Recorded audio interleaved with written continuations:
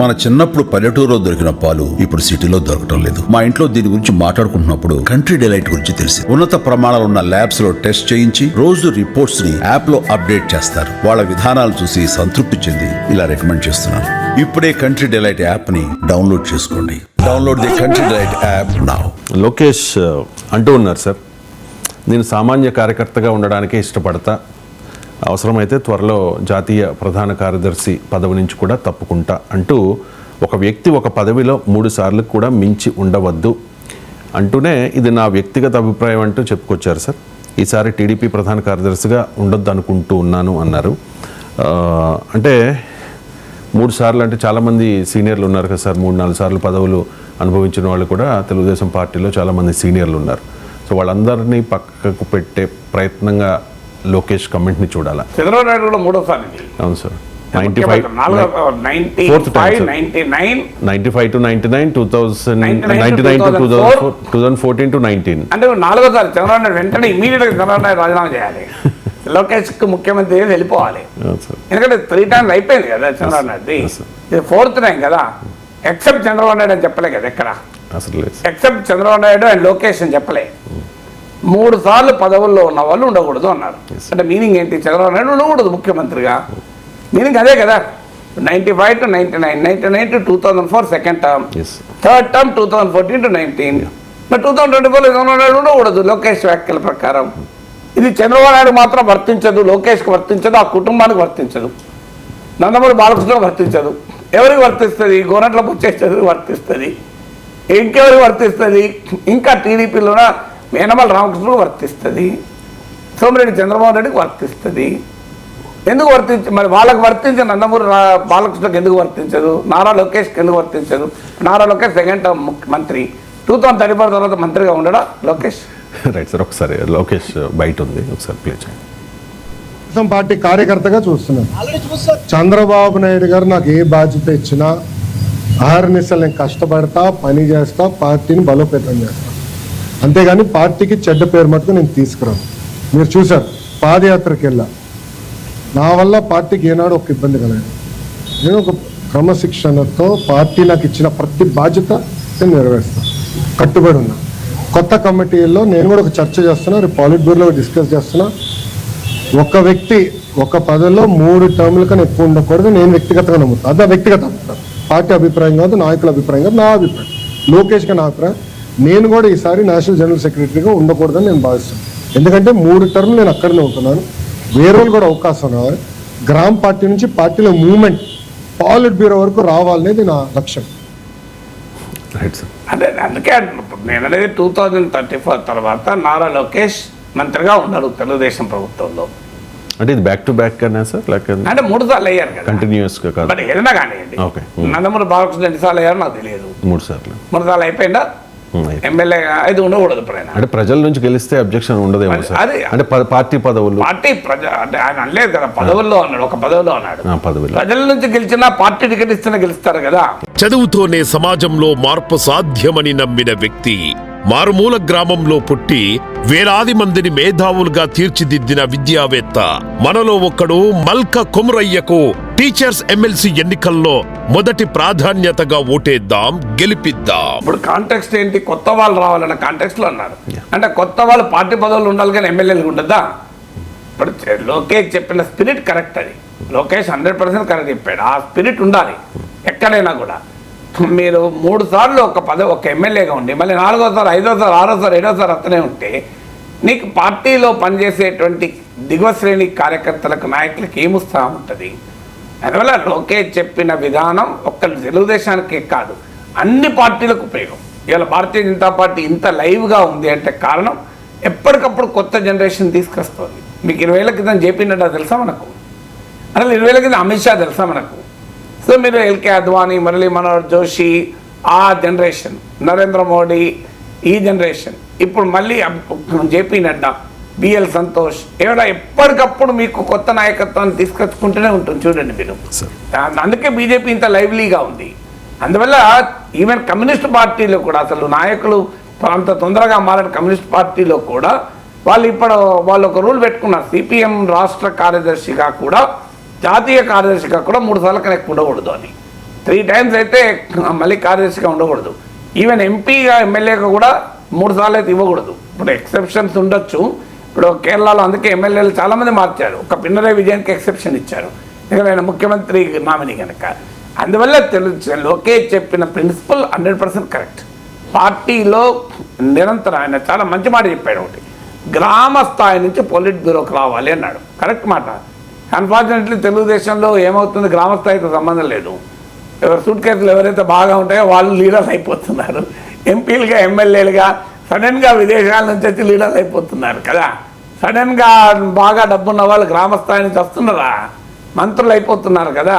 నేను పేర్లు చెప్పకూడదు కానీ గ్రామ స్థాయికి నుంచి రాజకీయం చేసుకుంటూ వచ్చి మంత్రి అయినరా, లేకుంటే పార్టీకి రకరకాల రూపాల్లో సహకారాలు అందించి మంత్రులు అవుతున్నారా, ఎంపీలు అవుతున్నారా, లెక్కలు పేర్లు తీయండి కదా. అందువల్ల లోకేష్ చెప్పిన స్పిరిట్ కరెక్ట్. గ్రామ స్థాయి నుంచి పొలిట్ బ్యూరో వరకు రావాలి. పార్టీ పదవులే కాదు, ఈవెన్ పార్టీ పదవులు అంత ముఖ్యం కాదు. మన అందరికీ తెలుసు పార్టీ పదవులు ఏముంటుంది. జిల్లా పార్టీ అధ్యక్షుడికి చెప్పుకోవడానికి మనకు వస్తాయి తప్ప మెయిన్ పదవులు అంటే పార్లమెంటరీ డెమోక్రసీలో ఎమ్మెల్యేలు ఎంపీలు కదా. ఎమ్మెల్యేగా 3 సార్లు ఎందుకు ఉండాలి, ఎంపీగా 3 సార్లు ఎందుకు ఉండాలి? 3 సార్ల తర్వాత కదా, 3 అంటే 15 ఏళ్ళు కదా. 15 years మీరే మంత్రిగా ఉంటే కొత్త వాళ్ళు ఎప్పుడు ట్రైన్ అవుతారు, కొత్త మంత్రి ఎప్పుడు ట్రైన్ అవుతాడు? అయితే ఇది కాంటెక్స్ట్. లోకేష్ డిప్యూటీ సీఎం చేయాలి, లోకేష్ను సీఎం చేయాలని అనే చర్చ జరుగుతున్న సమయంలో లోకేష్ ఈ మాట మాట్లాడడం కొద్దిగా సహజంగానే ప్రశ్న వస్తుంది. చంద్రబాబు నాయుడుకే వర్తిస్తుంది కదా, ఇది ఆయన 3 సార్లు సీఎం అయిపోయాడు కదా, ఇప్పుడు 4వ సీఎంగా ఉన్నాడు కదా అని. కానీ ఫండమెంటల్ ప్రిన్సిపల్గా చూసినప్పుడు లోకేష్ చెప్పింది కరెక్ట్. ఒక పార్టీ నిర్మించే పద్ధతి అదే. ఎప్పటికప్పుడు యంగర్ జనరేషన్ పదవుల్లోకి రావాలి. ఇప్పుడు అనకు అసెంబ్లీ సెగ్మెంట్లో 30 ఏళ్ళు 40 ఏళ్ళు ఒకే మినిస్టర్ ఉంటే, ఒకే ఎమ్మెల్యే ఉంటే నెక్స్ట్ ఆ పార్టీలో ఆస్పిరేషనల్ లీడర్స్ వాళ్ళు ఎటుపోవాలి, టాలెంటెడ్ లీడర్స్ వాళ్ళు ఇంకో పార్టీలోకి వెళ్ళిపోతారు. వాళ్ళు అక్కడ అవకాశమే రాదు కదా. ఈ ఎమ్మెల్యే పల్లెకి మూసుకుంటూ కూర్చోాలా ఎలకాలం. అందువల్ల వటవృక్షాలాగా మారిపోయారు తెలుగుదేశం పార్టీలో. అలా అయితే చంద్రబాబు నాయుడు గారు నెక్స్ట్ ఎమ్మెల్యే కూడా పోటీ చేయకూడదు సార్. అంటే మరి ఎక్సెప్షన్ ఇస్తారు చంద్రబాబు నాయుడు, లోకేష్, నందమూరి బాలకృష్ణ. ఇప్పుడు దాంట్లో ఎక్సెప్షన్ ఉంటుంది కదా. ఇప్పుడు బీజేపీలో కూడా యడియూరప్పకి ఎక్సెప్షన్ ఇవ్వలేదా? 75 years ఆడితే బీజేపీలో ఉండకూడదు, కానీ ఎక్సెప్షన్ ఇచ్చారు కదా 78. నరేంద్ర మోడీకి ఎక్సెప్షన్ ఇస్తున్నారు కదా ఇప్పుడు. ఆ లెక్క ప్రకారం నరేంద్ర మోడీ ప్రైమ్ మినిస్టర్ ఉండకూడదు, ఉండడా? ఎక్సెప్షన్ ఇస్తారు కదా. ఎక్సెప్షన్ ఇప్పుడు తెలుగుదేశంలో కూడా చంద్రబాబు నాయుడు కూడా వర్తిస్తే కష్టం కదా, లోకేష్కి వర్తిస్తుంది అంటే కష్టం కదా. వాళ్ళకి వర్తించరు, బయట వాళ్ళకి వర్తిస్తుంది. ఈ క్వశ్చన్ అనివార్యంగా వస్తుంది. నిజంగానే ప్రిన్సిపల్ అంటే అందరికి వర్తించాలి కదా, వీళ్ళకి వాళ్ళకి అంత తేడా ఉండకూడదు కదా. సో అందువల్ల లోకేష్ చెప్పిన ప్రిన్సిపల్ కరెక్ట్. 3 సార్ల కన్నా ఎవరు ఏ పదవులు ఉండకూడదు. కానీ అది పార్టీ పదవుల ఎమ్మెల్యే పదవులు ఆయన ఏం చెప్పలేదు. దాన్ని ఆయన ఆ డిఫరెన్షియేషన్ నేను చేయలేదు. అన్ని పదవులను మీనింగ్ అయితే వస్తుంది. అనేది ఏ పదవిలో కూడా ఉండకూడదు. ఉండకపోతేనే పార్టీ లైవ్లీగా ఉంటుంది. లేకపోతే పార్టీ ఆధునిక జమీందారీ వ్యవస్థలాగా మారిపోతుంది, ప్రైవేట్ లిమిటెడ్ కంపెనీగా మారిపోతుంది.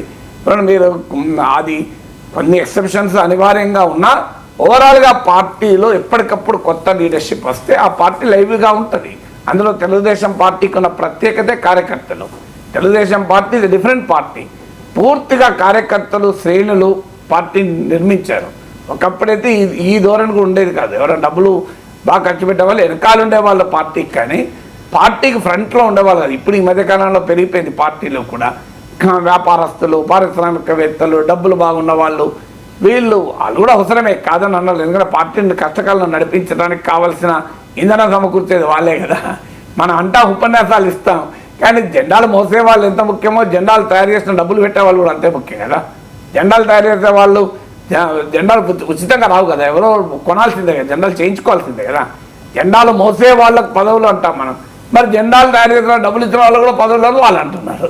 బట్ ఏదన్నా ప్రధానంగా కార్యకర్తలకు గుర్తింపు ఉండాలి. గ్రామ స్థాయి నుంచి పొలిట్ బ్యూరోకే కాదు, గ్రామ స్థాయి నుంచి మంత్రివర్గంలోకి రావాలి, క్యాబినెట్లోకి. లోకేష్ ఓన్లీ పొలిట్ బ్యూరో అన్నాడు. పొలిట్ బ్యూరో ఎందుకు? గ్రామ స్థాయిలో ఆ సర్పంచ్గా పనిచేసి మంత్రి కావాలి. అక్కడ దాకా వస్తే పార్టీ లైవ్గా ఉంటుంది, పార్టీలో ఆస్పిరేషన్ ఉంటుంది. ఇలా బీజేపీ అడ్వాంటేజ్ అదే కదా. ఒక సాధారణ కార్యకర్తగా ఉన్న ఒక కార్పొరేటర్గా మొదలుపెట్టిన బండి కేంద్ర హోంశాఖ సహాయ మంత్రి అయ్యాడు. వేరే పార్టీలో అంత సులభమా? ఒక సాధారణ యువమోర్చా కార్యకర్తగా ఉన్నటువంటి కిషన్ రెడ్డి ఇవాళ ఎక్కడున్నాడు? కేంద్ర మంత్రి అయ్యాడు. లేదా సాధారణ కార్యకర్తలు గవర్నర్లు అయ్యారు, సాధారణ కార్యకర్తలు అయ్యారు, గవర్నర్లు అవుతున్నారు, మా కేంద్ర మంత్రులు అవుతున్నారు. ఆ ఆపర్చునిటీస్ వస్తే పార్టీలో పనిచేసే వారికి కూడా ఆనందం ఉంటుంది కదా. ఉదాహరణకు ఉస్మాన్ సిటీలో ఏబీవీపీలో పనిచేస్తున్నాడు. అదే స్ఫూర్తి ఏంటి? ఆయన స్ఫూర్తి చూడు, మా ఇంద్రసేనారెడ్డి ఇదే యూనివర్సిటీలో సైన్స్ కాలేజీలో ఒకప్పుడు ఏబీవీపీ కార్యకర్తగా పనిచేశాడు, ఇవాళ ఒక రాష్ట్ర గవర్నర్గా ఉన్నాడు. ఇంకో చూడండి బండి సంజయ్ ఓ కార్పొరేటర్గా పనిచేశాడు, ఇవాళ కేంద్ర మంత్రిగా ఉన్నాడు. ఇలా మాకు కూడా అవకాశం వస్తుంది అనే నమ్మకం ఉంటుంది కదా వాళ్ళకు. ఓ డాక్టర్ లక్ష్మణ్ ఏబీవీపీ కార్యకర్తగా పనిచేశాడు, ఇలా పార్లమెంట్ మెంబర్ అయ్యాడు అని ఉస్మాన్ సిటీలో ఏబీవీపీలో పనిచేసే కార్యకర్తలు మోటివేషన్ ఉంటుంది. కానీ ఎప్పటికి వాళ్ళే ఉంటారు, మాకు అవకాశం ఉండదు మోటివేషన్ ఉంటుందా? ఇలా ఒక సాధారణ ఆర్ఎస్ఎస్ ప్రచారకగా పనిచేసిన నరేంద్ర మోడీ ఇవాళ దేశ ప్రధాని కాగలిగాడు. ఈ బీజేపీలో సాధ్యమైంది, ఇంకెక్కడ ఏ పార్టీలు ఎన్ని పార్టీలు సాధ్యమవుతుంది అనే నమ్మకం కలుగుతుందా లేదా ప్రజలకు? సో నరేంద్ర మోడీకి 100 కోట్లు 1000 కోట్ల డబ్బులు ఉన్నాయా? గాడ్ ఫాదర్స్ ఉన్నారా? ఎలా అయ్యాడు ఆయన? ఆయన purely because of his commitment and journey with in the Parivar కదా. అందువల్ల వాళ్ళకి బీజేపీ అలా గట్టిగా బలంగా ఉండటానికి కారణం అది. అఫ్కోర్స్ బీజేపీలో కూడా డబ్బు సంచులతో వచ్చిన వాళ్ళు, సూట్ కేసులో వచ్చిన వాళ్ళు, బయట నుంచి వచ్చిన వాళ్ళు ఈ మధ్య అవుతున్నారు. అంటే బీజేపీ ఎక్స్పాండ్ కావడానికి వాళ్ళు కిటికీలు తెరిచారు. కిటికీలు తెరిచినప్పుడు చల్లటి గాలి వస్తుంది, ఈగల దొంగలు కూడా వస్తాయి. సో బీజేపీ ఒకప్పట్లా లేదు, అన్ని కిటికీలు తలుపులు కూడా తెరిచి పెట్టుకున్నారు. సో కొన్నిసార్లు వాళ్ళ కాంపౌండ్ వాళ్ళు కూడా లేకుండా చేసుకున్నారు, గేట్లన్నీ తీసిపడేసిండ్రు. సో అంతా ఓపెన్ చేసి పెట్టారు. ఓపెన్ చేసి పెట్టారు కనుక గాలి వస్తుంది, అదే సమయంలో ఈగల దొంగలు కూడా వస్తున్నాయి. ఆ బాధలు అనుభవిస్తున్నారు. కానీ but fact remains, largely BJP కింది స్థాయి నుంచి ఏబీవీపీ ఇతర ఆర్ఎస్ఎస్ శ్రేణుల్లో పనిచేసిన వాళ్ళే కదా వాళ్ళు బీజేపీలో ఈ స్థాయిలో నాయకులు, కేంద్ర మంత్రులు, గవర్నర్లు, రాష్ట్ర మంత్రులు, ముఖ్యమంత్రులు వీళ్ళంతా అవుతున్నారు. అంటే కార్యకర్తకు ఆ స్ఫూర్తి ఉంటుంది కదా, నేను కూడా కాగలుగుతా. నరేంద్ర మోడీ ప్రచారంగా మొదలై ఆయన దేశ ప్రైమ్ మినిస్టర్ అయ్యిండు, నేను కూడా అవుతున్నామో బీజేపీలో ప్రైమ్ మినిస్టరు అనుకుంటే. జేపీ నడ్డా ఎవరు? హిమాచల్ ప్రదేశ్ యూనివర్సిటీలో ఏబీవీపీ కార్యకర్త. హిమాచల్ ప్రదేశ్ యూనివర్సిటీలో ఏబీవీపీ కార్యకర్తగా మొదలై ఇవాళ దేశంలో పార్టీకి అధ్యక్షుడు, కేంద్ర మంత్రి అయ్యాడు. ఆ కాన్ఫరెన్స్ ఇప్పుడు హిమాచల్ ప్రదేశ్ యూనివర్సిటీలో ఉస్మాన్ సిటీలో పనిచేసే ఏబీవీపీ కార్యకర్త అనిపిస్తుంది కదా. నేను ఇవాళ ఏబీవీపీ జెండా పట్టుకుంటే, ఆర్ఎస్ఎస్ జెండా పట్టుకుంటే నేను కూడా రేపు పార్టీ అధ్యక్షుడు అవుతానేమో, అది స్ఫూర్తినిస్తుంది. అందువల్ల ఖచ్చితంగా నారా లోకేష్ అన్నది కరెక్ట్. పార్టీ దిగువ శ్రేణి నుంచి నాయకులకు అవకాశాలు ఉండాలి. ఒక్కరే కూర్చొని మానోపలైజ్ చేయడం అనేది కరెక్టే కాదు.